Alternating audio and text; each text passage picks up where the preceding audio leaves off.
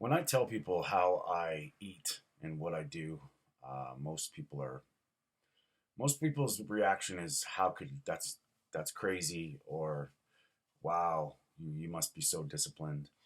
And today we're going to look at why I don't eat plants for the most part, and also some things I've come to realize where we get really, it's always black or white. We're going to look into the gray here. So we're going to search today. We're going to figure out why. Well, I'm going to tell you why I don't eat plants mostly. Let's get into it.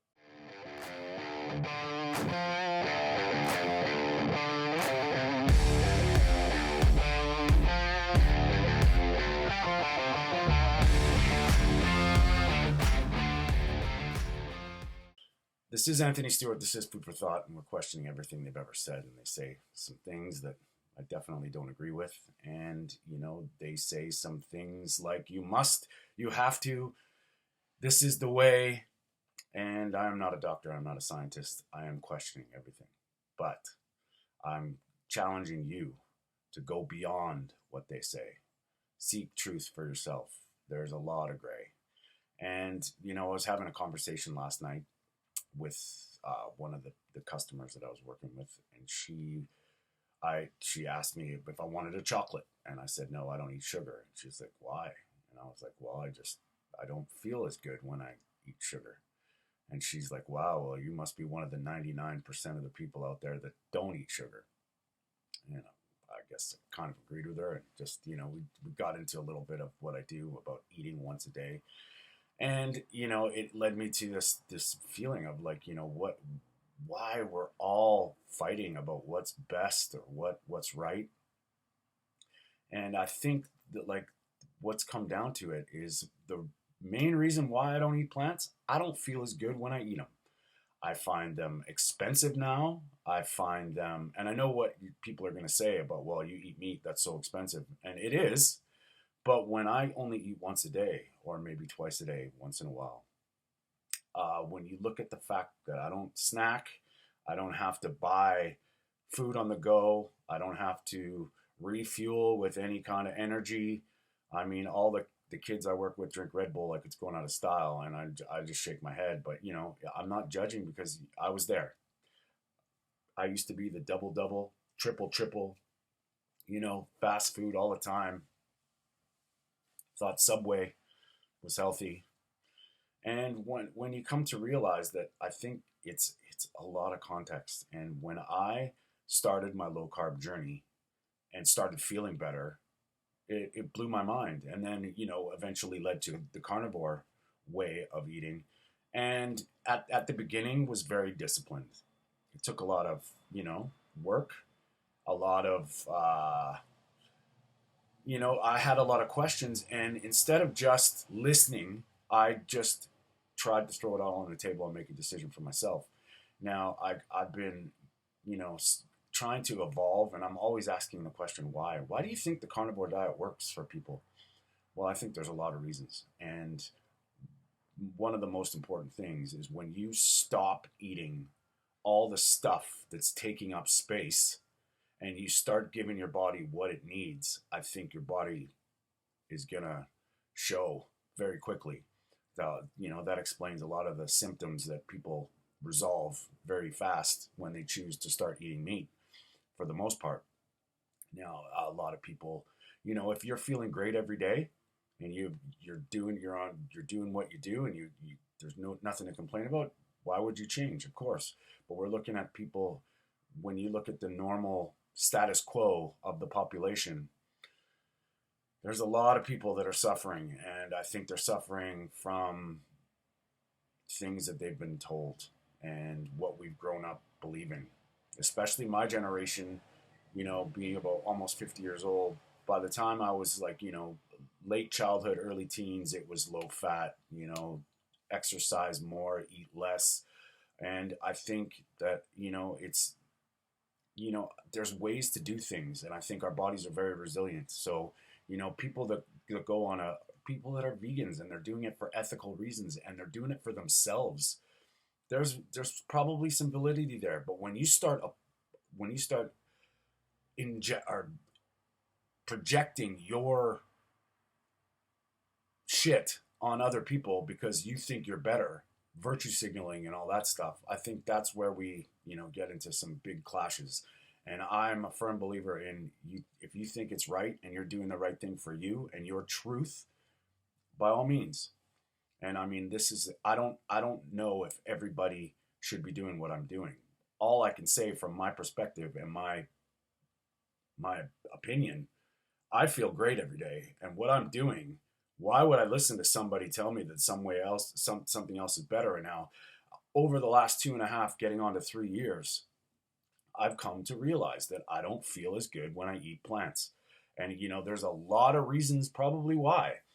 But when you look at like a couple things about where are your plants coming from, look at what's happened. I mean, people always have this argument about, well, like ancient or, culturally Italians ate pasta and the French ate lots of bread and like the Asians ate rice and India was vegetarian.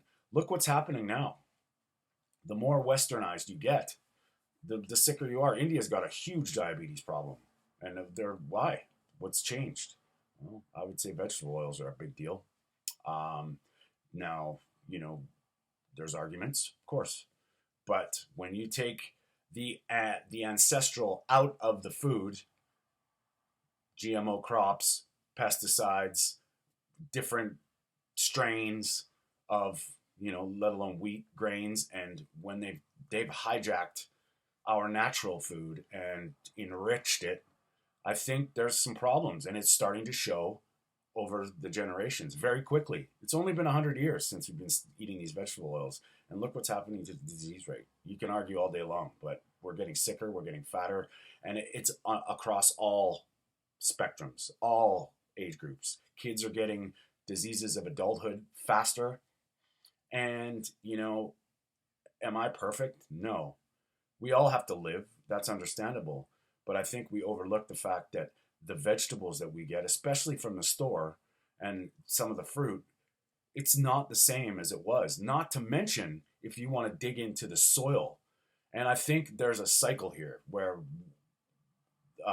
profit and big food know this. Now, when you take a nutrient dense and rich soil and grow a vegetable with full minerals and it's able to, you're growing it with love. I think there's something to be said there. If I had my perfect world, I would have a farm and I would grow vegetables and I would eat them, but I would make sure what they're getting fertilized by, proper fertilization from animals. And it's the cycle. I think there's something to be said. And that just goes back to the roots about local, seasonal. We're taking that way out of context now. And I'm doing a future video on a little alternative going beyond carnivore, which I'm excited about, but it's going to take a little bit of editing because it is what it is. But I think vegetables are contextual. And, if you look at just the term obligate hypercarnivore, 70%, there's 30% arguable. We are omnivorous. We're able to eat plants. But I think what happens, we've switched.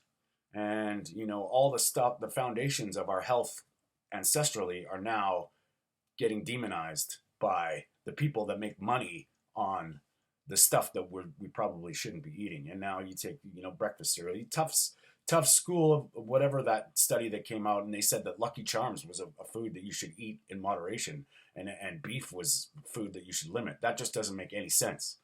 And if anybody thinks that makes any sense at all, well, I think we're a little lost there. So vegetables, where are they coming from? Are they grown with love? Are they enriched soil? You can just look at the nutritional value.